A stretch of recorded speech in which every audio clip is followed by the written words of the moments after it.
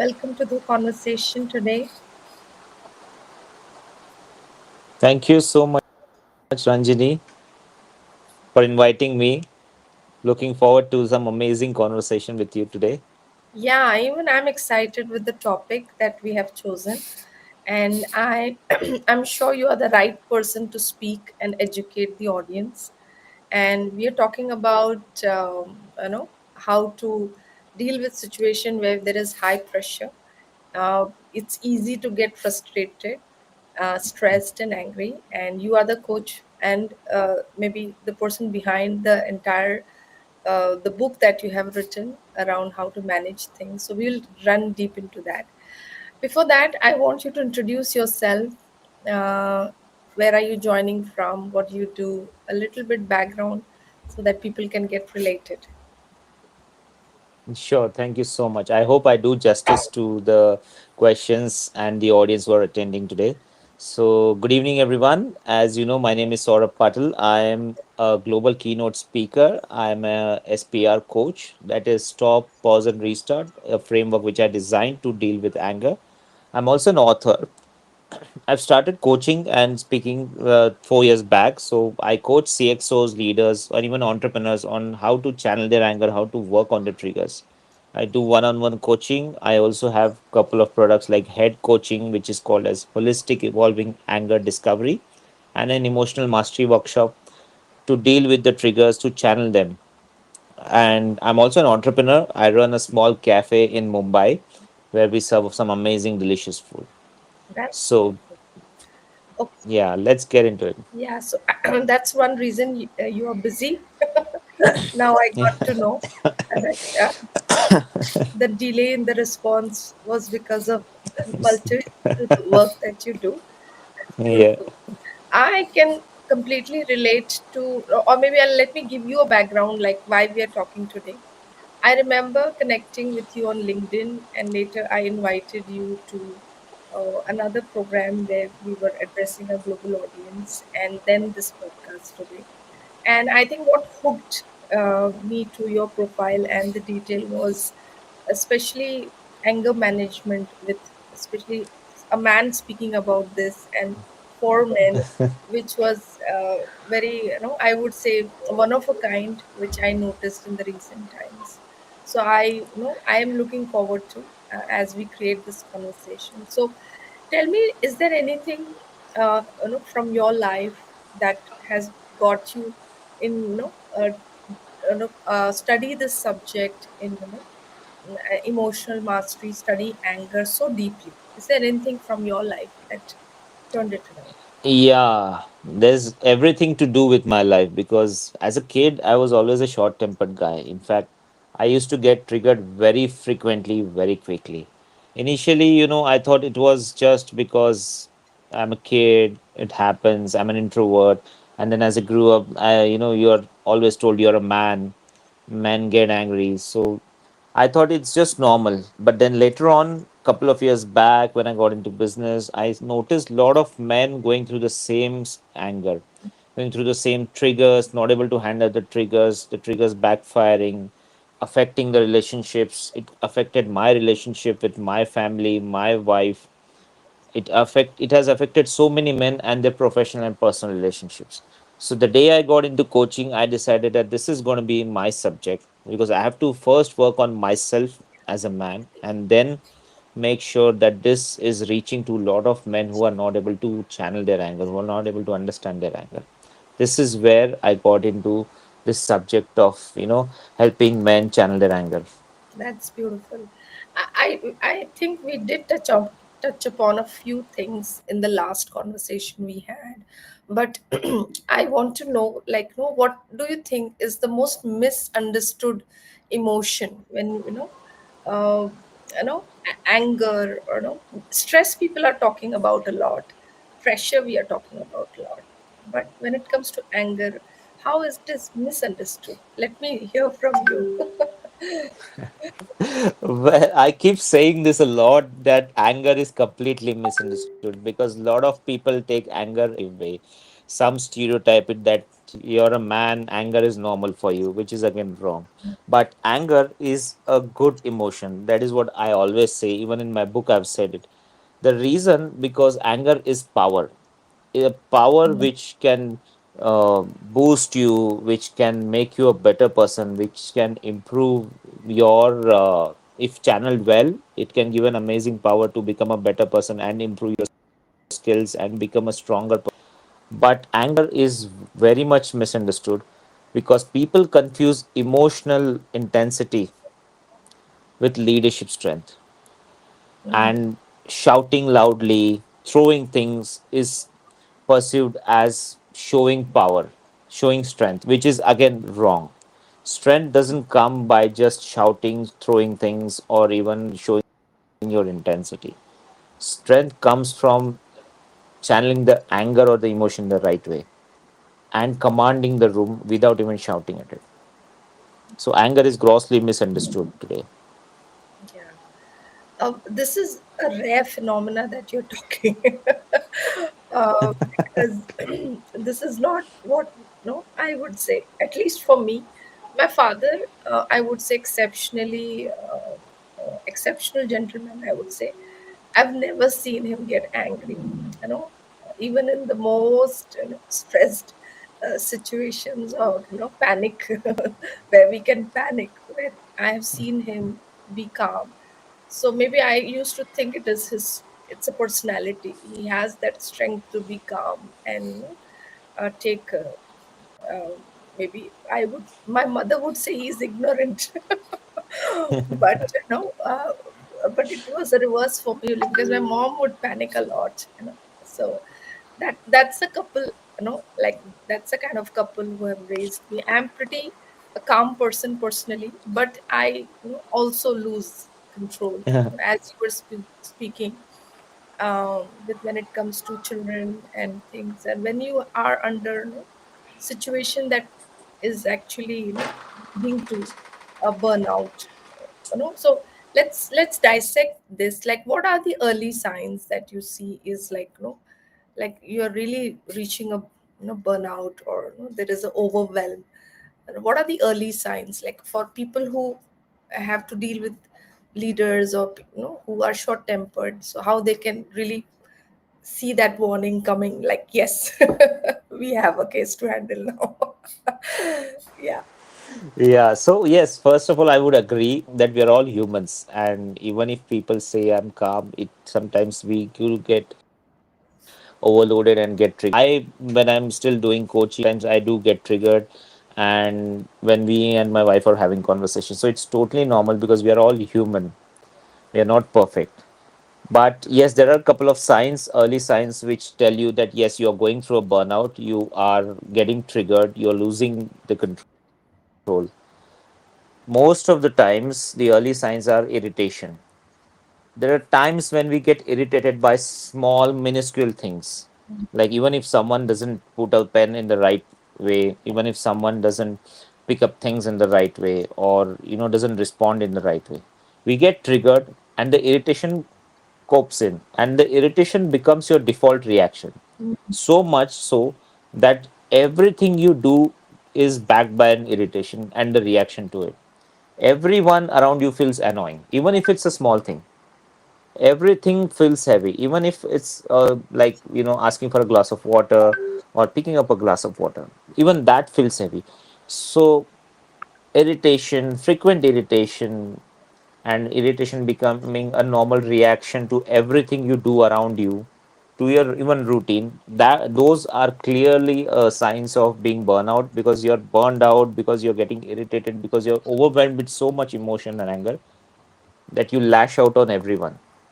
Yeah, I can completely, and I get to remember so many instances where I would say, I would signal my children, like, your father is not in a good mood, so better not, do silly things and push that button that he would be ready to blast at everyone.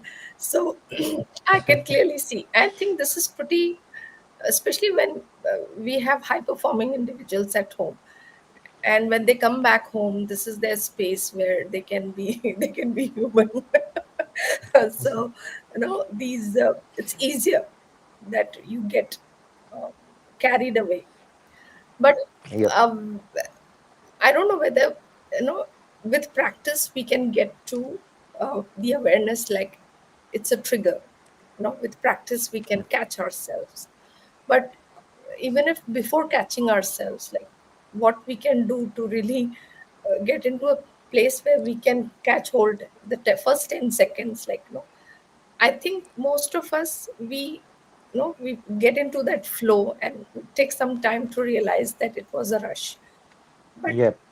if you could help us, like how we can watch ourselves, or uh, so that we can catch ourselves early as we can. Yes. So uh, we definitely don't notice the when we have lost track and we have just moved into the zone where we have started reacting on each and everything, even if it's a small irritating thing like um, uh, the phone for our phones falling out of our hand and we bumping into something. So we do tend to get into the flow without realizing that we are getting irritated. So one of the things is, see, when you get irritated, there is a space of 3 to 5 seconds before you start reacting. Yeah. If you can control that space, if you can, this is where my framework comes in: stop, pause, and restart. So when I use SPR, I say the first 3 to 5 seconds after irritation is where you decide how you want to react. If you let go of that space, if you just let go, your emotions take over you, your emotions run you on autopilot, you will keep reacting in a wrong way, and then it will lead to more confrontations, arguments, and all. So those 3 to 5 seconds is where you stop yourself from reacting. You analyze what is going on, take the pause to revisit that what is happening. Is the issue very big? Is the issue unintentional? What is it? And then you restart with the right reaction, with the right mindset. Because when you restart, whenever you're reacting or whenever you're responding, you respond with the right intention. The moment you respond with the right intention, you have a clarity, and your response comes in the right way for that kind of a situation. The moment you don't respond, you react, there are no intentions, it becomes lashing out, it becomes a confrontation, it becomes argument. So those 3 to 5 seconds when you get irritated is the space where you should stop and not react. Okay. So I can relate to a recent example, and maybe I'll share that little later. But it is see, it's a matter of seconds, as you said, the first 3 5 seconds, like we don't know. By the time we are in the reactive mode already, and maybe in the guilt later, ki, oh, I reacted this way. Okay, so for leaders, let's say, when they are in a high pressure situation, and maybe in a common meeting also, this happens in a closed room also. And yeah, for now I'm talking in terms of a long term, how you can build a muscle around mastering your emotions. So often what happens is, initially we get to pause, Yeah. initially we get to stop, but when there is a conversation going on, you're continuously triggered back and again, and that's where you lose, all your calm, and it goes with no, that's the one way of firing begins. So this is like momentary what you said, but when it comes to long term mastery, how you can create habits around, or practices around, that can help you build this emotional mastery. So, yes, of course, SPR, using what I told you, how we use SPR is just a surface level to counter some reaction at the last minute or before you go into a meeting or before you react. Of course, SPR has to be implemented in the right way in the long run, because anger is just an information. It is not just emotion, it's an information. It tells you how you're responding and reacting. Healthy anger always draws boundaries, always points out boundaries, where you are going, how you are going, how you should be going. Destructive anger burns everything down around you. So, in long term, when you're going through continuous stress as a leader, taking quick decisions, taking the stress, handling professional life, handling personal life, it's easy to use SPR once, twice, and then go back to your reactions. So the long term is there are a couple of methods that we do. There are a couple of uh, exercises that I do in my coaching, and there's a new program called as Emotional Mastery for men and leaders, which I'm doing, and we are introducing a lot of exercises in that. So as I told you, the first 3 to 5 seconds are important. First, you start with the right breathing. In the first 3 to 5 seconds or the first 10 seconds, you start breathing slowly. You can do box breathing, which I think most of us know, or even if you're not knowing, breathe into the count of four, hold to the count of four, and then breathe out to the count of four, and again breathe into the count of four. So, this is what we call box breathing. Do box breathing in the first 5 10 seconds. Put one hand on your chest and breathe slowly for 60 seconds. Okay. This may sound very minuscule, but it actually resets your whole nervous system. And all your reactions come through the nervous system. The moment your nervous system is calm, your reactions change to response. Do this habitually. Lot of times, journaling helps because journaling is more like writing down your thoughts. Regular journaling, venting out can also be done through journaling because no one is watching. It's your private space. Movement is again. So one thing I noticed when I started my fitness regime last year is most of my stress vanishes when I go early morning to the gym or even run.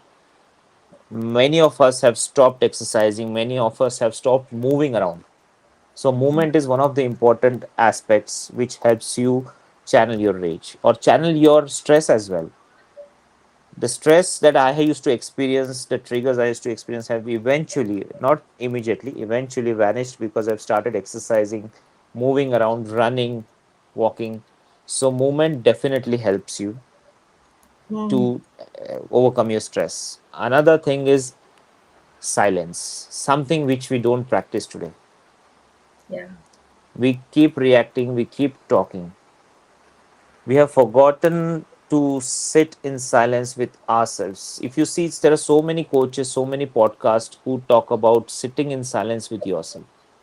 People, our ancestors used to do it regularly, but we don't.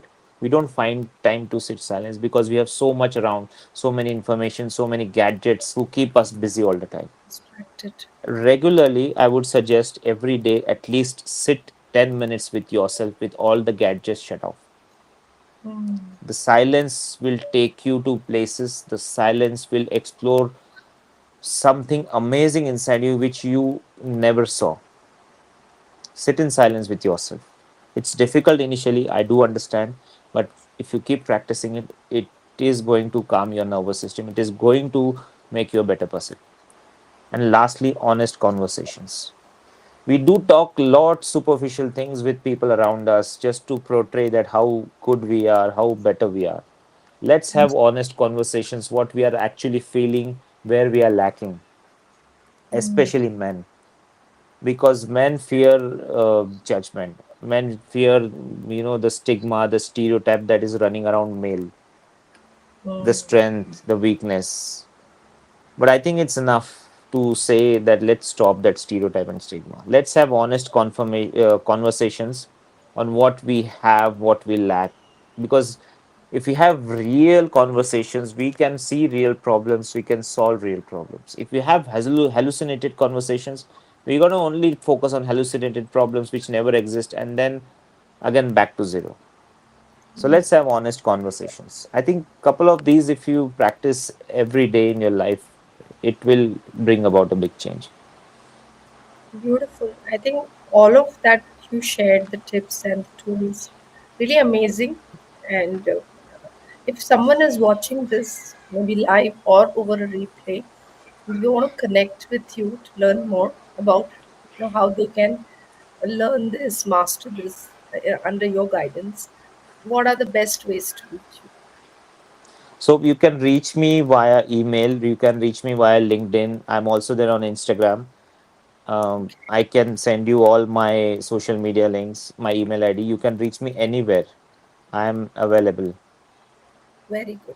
So if somebody wants, like, as or someone needs help, you can reach out to Saurabh on LinkedIn and Instagram. And we will have all the rest of the information in the description for people to reach out.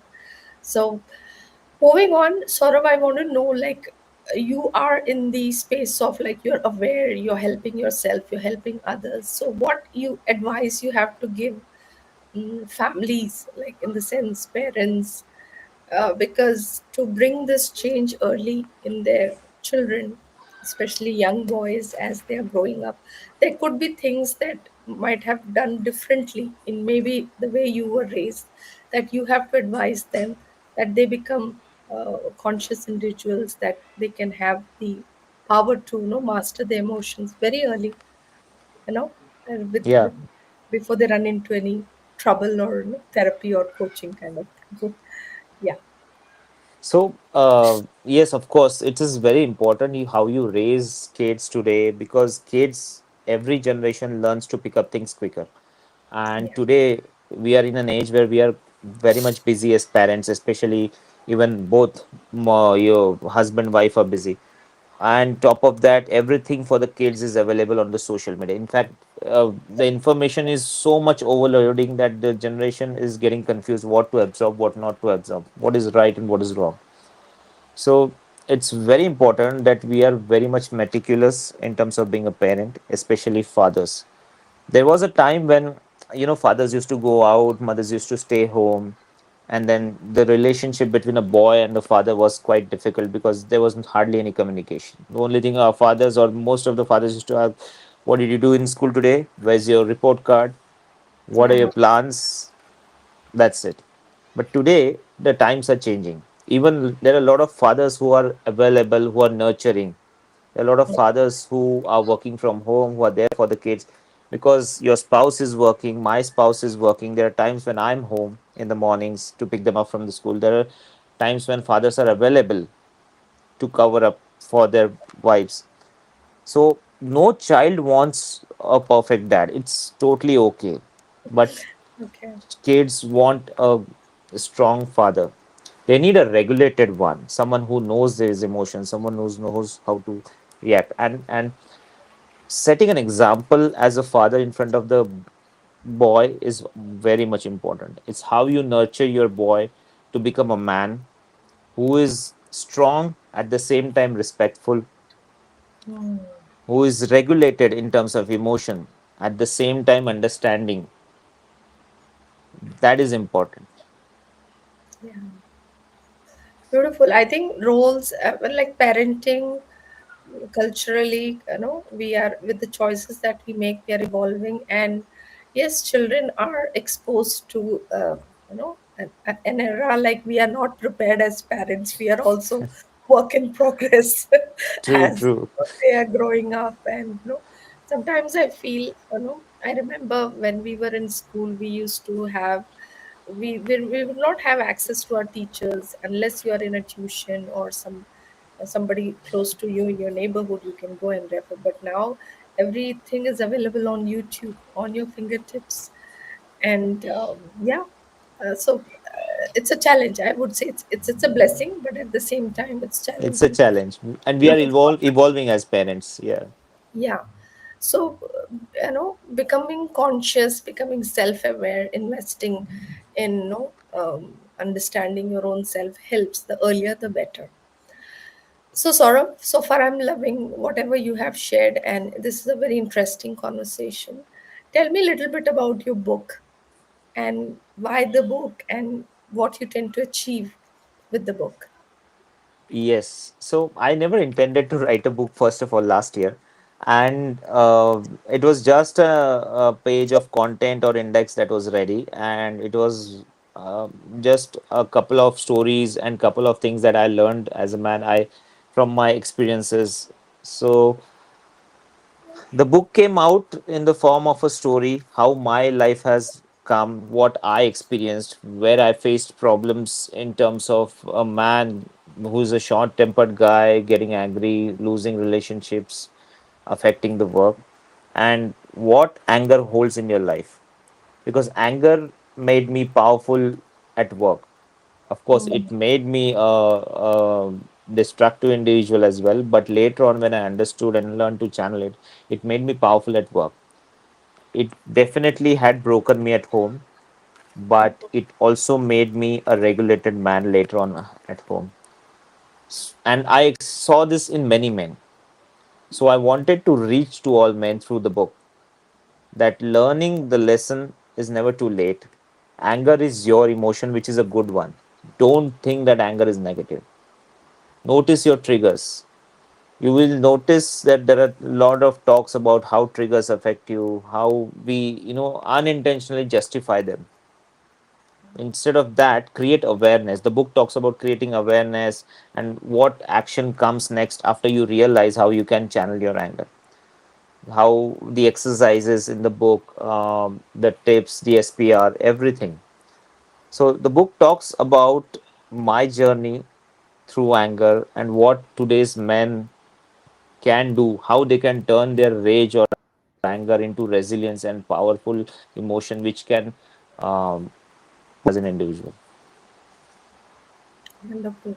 So do drop the book link in the Sure. comments that people can refer to, because to a point where they can get started to learning about really making it or I would say having a different conversation with anger. So anger is taken very negatively bad, and that's why we run into guilt often when we get angry or lose control. But we often talk, especially in the coaching fraternity, turning pain into power. So Yeah. here, you know, this is possible with anger as well. You can channel it and use your expertise, your mentorship in living a life that you feel like you're uh, I would say fulfilled when it comes to as a personality everywhere, not just at workplace but at home also. You are loved, you are taken care, and you are respected for who you are, without Yeah. changing anything. So, before we close this conversation, I want you to tell us how you can turn this into strength when it comes to, and defining strength. I would say, how do you define strength in a way that you are not suppressing your emotions or feelings? So, give us a little bit around this, like how you can define strength. Right. So when we talk about anger, anger does give you power. Uh, and when we talk about anger becoming a strength, it is a strength which gives you self command. It is not a strength which you suppress. It's a strength which gives you self command. Men were always told to power perform, not to process. And anger, hence, may not, doesn't make you dangerous. Unexamined anger does, but an examined, analyzed anger makes you more dangerous in the right way. So when I'm talking about channeling anger, you work out, just like I said, you move around. You When you're angry, when you use that anger as a power to change yourself in terms of fitness, you work out, you change your health. That gives you power and motivation. When you're working as an entrepreneur, you have an idea, you have the fire inside you, but there are times when you get angry, you lose faith in yourself. So don't let that anger destroy you. As I always say, use your anger before your anger uses you, because anger is like a car. The moment you let it drive, it is going to take you somewhere you don't know. It's going to destroy something that comes in the way, the people, the shops, the project, everything is, like your family, your personal relationship, your professional, and you won't be able to do anything because you are sitting at the back seat. The car is auto driving. The only thing you're going to do is feel guilty about it. So use that anger to drive you, that rage to drive you towards success, the power to motivate you, the power to give you strength to think, to perform, to execute. If you can do that, you can become a better man with the right way of channeling that anger.